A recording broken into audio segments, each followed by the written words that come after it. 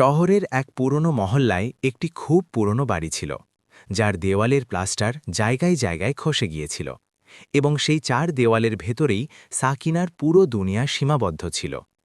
সাকিনা, যার বয়স এখন মাত্র 7 বছর, কিন্তু তার চোখে এমন বিষাদ ছিল যেন সে কয়েকশো বছরের দুঃখ দেখেছে। সাকিনার অপরাধ শুধু এটুকুই যে তার গায়ের রং ছিল কুচকুচে কালো।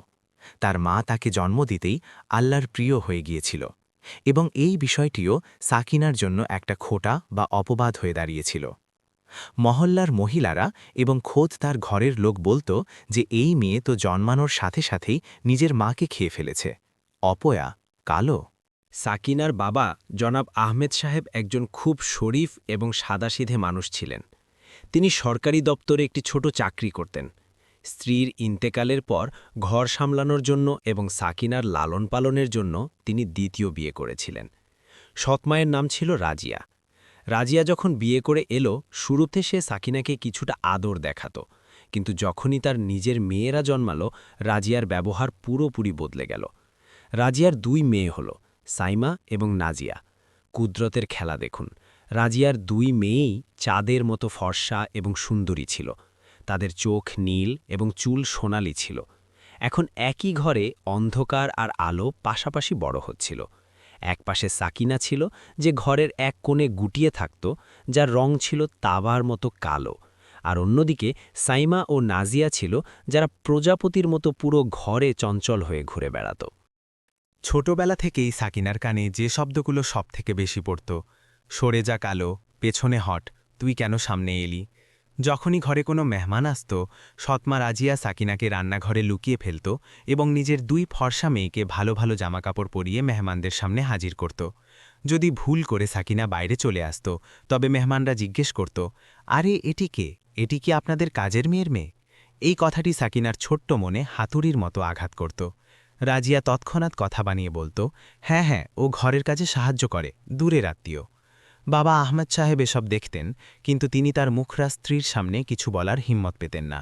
তিনি শুধু মাঝে মধ্যে লুকিয়ে সাকিনার মাথায় হাত রাখতেন আর বলতেন, মা, মন ছোট করিস না, আল্লাহ সব দেখছেন।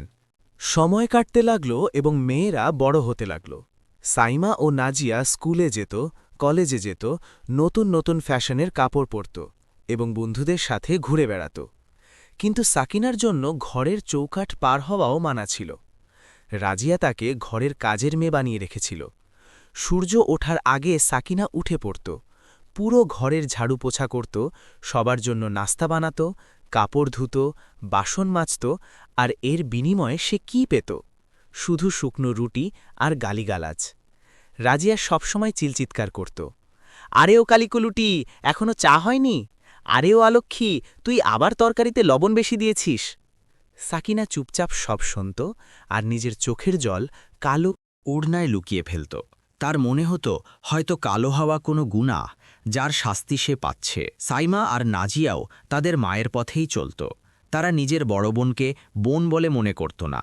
যখন তাদের কলেজে যেতে হতো, তারা সাকিনার উপর হুকুম চালাত, এই সাকিনা, আমার জুতো পালিশ করে দে। আর যখন তাদের বান্ধবীরা ঘরে আসত, তারা সাকিনাকে নিয়ে ঠাট্টা করত, দেখ দেখ, এটি আমাদের ঘরের পুরনো মেশিন, যে কোনোদিন ক্লান্ত হয় না। সব মেয়েরা হাসত আর সাকিনার মন ভেঙে চুরমার হয়ে যেত। সাকিনা তার একাকিত্বের সাথী হিসেবে নিজের রবকে, আল্লাহকে বেছে নিয়েছিল। ঘরের কাজকর্ম থেকে যখনই একটু সময় পেত, সে অজু করে কোরআন শরীফ নিয়ে বসত। তার গায়ের রং কালো হলেও তার কণ্ঠে এত ব্যথা এবং মিষ্টতা ছিল যে যখন সে কোরআন তেলাওয়াত করত, শ্রোতাদের গায়ের লোম খাড়া হয়ে যেত। কিন্তু আফসোস, তার ঘরের লোকজনের কাছে এই গুণ দেখার মতো চোখ ছিল না। তারা শুধু গায়ের চামড়ার রং দেখত। রাজিয়া প্রায়ই বলতো, কোরআন পড়লে তোর রং ফর্সা হয়ে যাবে না, কেউ তোকে বিয়ে করবে না, তোর চেহারা দেখলে মানুষ ভয় পায়। সাকিনা যখন বিয়ের বয়সে পৌঁছালো, মহল্লায় তার বিয়ের কথা হতে লাগল। আহমেদ সাহেব খুব চিন্তিত ছিলেন। তিনি চেয়েছিলেন মেয়ের ঘর যেন বসে। তিনি কয়েক জায়গায় সাকিনার বিয়ের কথা চালালেন, কিন্তু যেখানেই তিনি সাকিনার উল্লেখ করতেন, মানুষ সরাসরি মানা করে দিত। একবার এক পক্ষ মেয়ে দেখতে আসার কথা ছিল। রাজিয়া অনেক করে বলল মেহমানদের সামনে সাকিনাকে যেন না আনা হয়, মেহমানরা পালিয়ে যাবে। কিন্তু আহমেদ সাহেব জিদ ধরলেন যে না, আমি আমার মেয়েকে লুকাবো না। সেই দিনটি সাকিনা কখনো ভুলতে পারবে না। তাকে একটি সাধারণ স্যুটে তৈরি করা হলো। ছেলের বাড়ির লোক এলো, ছেলে, তার মা বাবা এবং বোন। তারা আগে সায়মা এবং নাজিয়াকে দেখল, যারা সেজেগুজে ঘুরছিল। ছেলের মা সায়মার দিকে ইশারা করে জিজ্ঞেস করলেন, মেয়েটি কি এই? জি না, এটি আমার ছোট মেয়ে, বড় মেয়ে সাকিনা, যার জন্য আপনাদের সাথে কথা বলেছিলাম। তারপর সাকিনা চায়ের ট্রে নিয়ে ঘরে ঢুকল। যখনই সে মাথা তুলল এবং পাত্রপক্ষ তার চেহারা দেখল, ঘরে নিস্তব্ধতা নেমে এলো। ছেলের মা মুখ বাঁকালেন। ছেলেটি তো চায়ের কাপ পর্যন্ত হাতে নিতে অস্বীকার করল। ছেলের মা সবার সামনে বললেন, ভাই সাহেব, আপনি আমাদের ধোকায় রেখেছেন। আপনি আমাদের বলেননি যে মেয়েটি এত কালো। আমাদের খানদানে আজ পর্যন্ত এত কালো বাচ্চা জন্মায়নি। আমার ছেলে যদি একে বিয়ে করে তবে লোকে কি বলবে? আমরা তো কোনো হুরপরির খোঁজে ছিলাম, আর আপনি আমাদের সামনেই কয়লা নিয়ে এলেন। আহমেদ সাহেব হাত জোর করে বললেন, বোন, আমার মেয়ের রঙই তো চাপা, কিন্তু তার চরিত্র বা সিরাত খুব ভালো। কিন্তু পাত্রপক্ষ কোনো কথাই শুনল না। ছেলের বোন বলল, আঙ্কেল, সিরাত দিয়ে আমরা কি আচার বানাবো?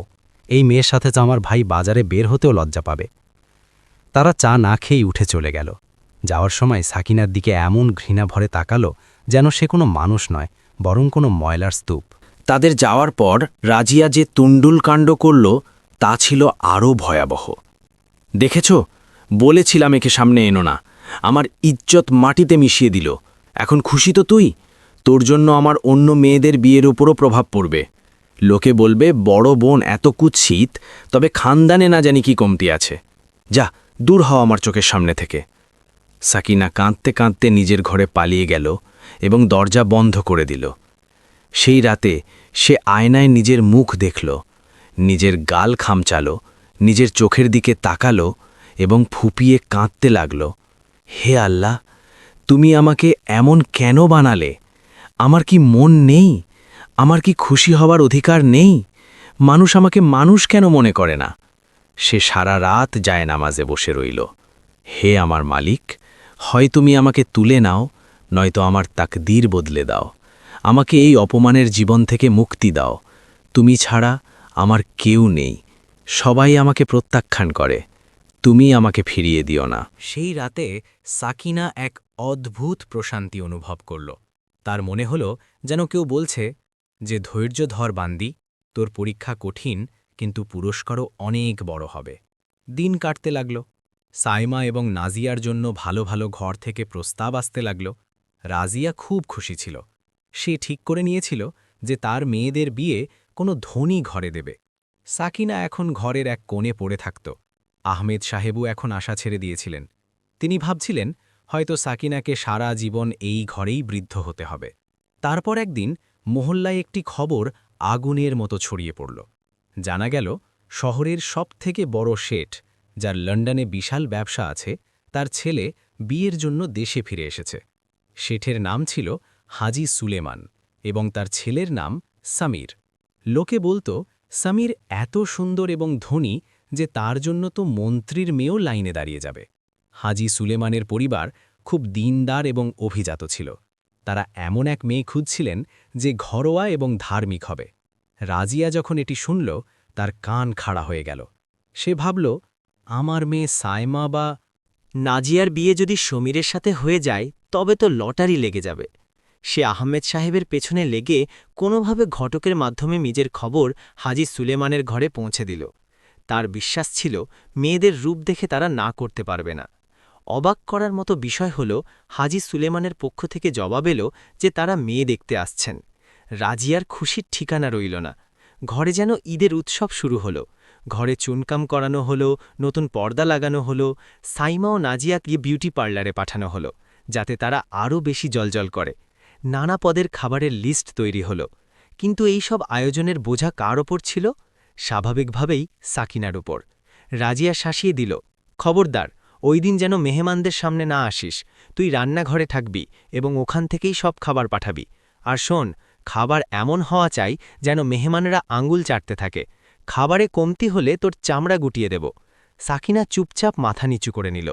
তার মনেও একটি ছোট্ট ইচ্ছা জেগেছিল যে আমাকেও কেউ দেখতে আসত, কিন্তু সে এই চিন্তা ঝেড়ে ফেলল। তার ভাগ্যে তো শুধু উনুন আর মশলার ঘ্রাণই ছিল। সেই দিনটি এলো। হাজি সুলেমান তার স্ত্রী এবং ছেলে সমীর 3টি বড় বড় গাড়ির বহর নিয়ে মহল্লায় প্রবেশ করলেন। পুরো মহল্লা তাদের দেখার জন্য ছাদে উঠে গেল। সমীর যে লন্ডন থেকে পড়ে এসেছিল, সে একটি সাদা সাধারণ পাঞ্জাবি পায়জামা পরেছিল এবং মুখে সুন্নতি দাঁড়ি ছিল। তাকে এত নুরানি লাগছিল যে কারো চোখ সরছিল না। তারা ঘরে ঢুকলেন। রাজিয়া আর আহমেদ সাহেব তাদের দারুণ অভ্যর্থনা জানালেন। সাইমা ও নাজিয়াকে পরীর মতো সাজিয়ে বসানো হয়েছিল। সমীরের মা মেয়েদের দেখলেন এবং প্রশংসা করলেন। রাজিয়া সাইমার গুণকীর্তন শুরু করল। আমার সাইমা তো ইংলিশ মিডিয়ামে পড়েছে, মডার্ন দুনিয়ার সব বোঝে। আপনার ছেলের সাথে লন্ডনে ওকেই মানাবে। কিন্তু সমীর চুপ ছিল। তার চোখ অন্য কিছু খুঁজছিল। খাবারের সময় হলো। দস্তরখান বিছানো হলো। যখন খাবার পরিবেশন করা হলো, বিরিয়ানি, কোরমা, কাবাবের গন্ধে ঘর মৌ মৌ করতে লাগল। সমীর বিরিয়ানির প্রথম লোকমা মুখে দিতেই থেমে গেল। সে তার মায়ের দিকে তাকালো। মায়ের চোখেও এক অদ্ভুত আভা ফুটে উঠল। খাবার সত্যিই খুব সুস্বাদু ছিল। এমন স্বাদ তারা বড় বড় হোটেলেও পাননি। সমীর আহমেদ সাহেবকে জিজ্ঞেস করল, এই খাবার কে বানিয়েছে? রাজিয়া তৎক্ষণাৎ বলল, জি, এটি আমার মেয়ে সাইমা বানিয়েছে। ওর রান্না করার খুব শখ। সমীর সাইমার দিকে তাকিয়ে জিজ্ঞেস করল, সত্যিই কি আপনি বানিয়েছেন? এতে কি কি মশলা দিয়েছেন? সাইমা ঘাবড়ে গেল। সে তো জানতই না বিরিয়ানিতে হলুদ দেয় কিনা। সে তোতলাতে লাগল, জি, ওটা আম্মু বলেছিল, ওই যে প্যাকেটের মশলা। সমীর বুঝে গেল যে মিথ্যা বলা হচ্ছে। সে নরম সুরে কিন্তু দৃঢ়ভাবে বলল, দেখুন খালাজান, আমি লন্ডনে থেকেছি, কিন্তু আমার মানুষ চেনার ক্ষমতা আছে। যে হাত এই খাবার বানিয়েছে তাতে শুধু নিপুণতা নয়, বরং অনেক ধৈর্য এবং ভালোবাসা আছে। ঘরে নিস্তব্ধতা নেমে এলো। রাজিয়ার ঘাম ছুটতে লাগল। আহমেদ সাহেব সাহস করে সত্যি কথা বলে দিলেন, বাবা, আপনি ঠিকই বলেছেন, এই খাবার আমার বড় মেয়ে সাকিনা বানিয়েছে। সমীর বলল, আমি তার সাথে দেখা করতে চাই। রাজিয়া আর্তনাদ করে বলল, না বাবা, ও মেহমানদের সামনে আসে না, লাজুক, আর তাছাড়া ও আপনার যোগ্য নয়। ওর রং। সমীর হাত তুলে রাজিয়াকে থামিয়ে দিল। আহমেদ সাহেব ভেতরে গেলেন। সাকিনা তখন রান্নাঘরে ঘামে ভেজা মলিন পোশাকে মুখে কয়লার কালি মেখে বাসন গুছাচ্ছিল। আব্বু বললেন, মা চল, তোকে বাইরে ডাকছে। সাকিনা ঘাবড়ে গিয়ে বলল, আব্বু, আমি কিভাবে যাব? আমার জামা কাপড়, আমার চেহারা। আব্বু বললেন, চল মা। সাকিনা কাঁপতে কাঁপতে বাইরে এলো। সে মাথা নিচু করে রেখেছিল। তার রং কুচকুচে কালো এবং সাধারণ সুতি কাপড়ে সে সাইমা আর নাজিয়ার সামনে একদম লান লাগছিল।